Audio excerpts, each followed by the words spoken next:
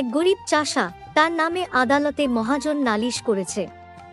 বেচারা কবে তার কাছে 25 টাকা নিয়েছিল, সুদে আসলে তা এখন 500 টাকায় দাঁড়িয়েছে। হুজুর, এত টাকা আমি কোত্থেকে দেব? অনেক কষ্টে 100 টাকা জোগাড় করেছি। এই হচ্ছে তোদের মতো চাষাবসাদের এক দোষ।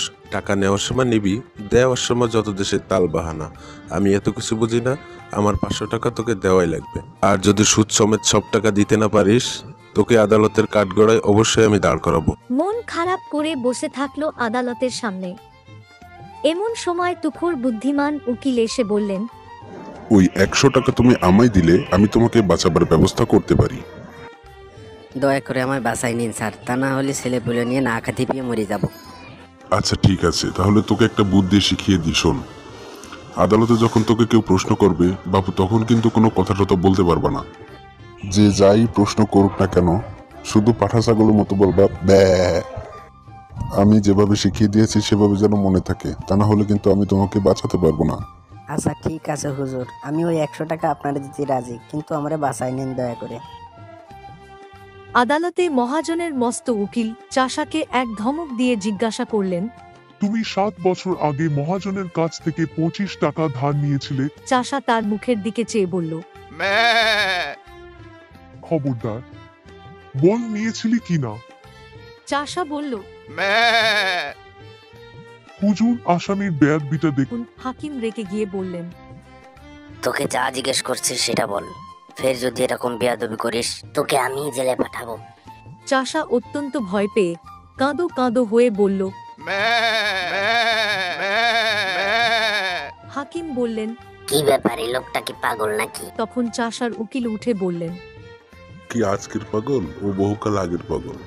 এমনকি ও জন্ম থেকেই পাগল। ওর কি কোনো বুদ্ধি আছে? না আছে কাণ্ডের গান। ও মহাজনের কাছে ধার নেবে কি করে? এই ধড়িবাজ মহাজনের কাণ্ডটা একবার দেখুন। ইচ্ছে করে এই পাগলটাকে ঠকিয়ে নেওয়ার চেষ্টা করছে। এই পাগলের মাথার কি কোনো ঠিক আছে? মহাজন বলেছে এখানে একটা টিপসই দে, ও তো 7-5 না বুঝে ওখানে টিপসই দিয়ে দিয়েছে। এটাই তো ব্যাপার। দুই উকিলের ঝগড়া বেঁধে গেল। হাকিম খানিক শুনে টুনে বললেন, মোকদ্দমা এখানেই ডিসমিস। মহাজনের তো চক্ষু স্থির। সে আদালতের বাইরে এসে চাষাকে বললেন, ঘাট হয়েছে আমার, তোকে আর মিথ্যা অভিনয় করতে হবে না। আমার ওই সুদ সমেত 500 টাকা নেওয়ার দরকার নেই। তুই আমাকে ওই 100 টাকাই দে, বাকি 400 টাকা আমি তোকে মাফ করে দিলাম।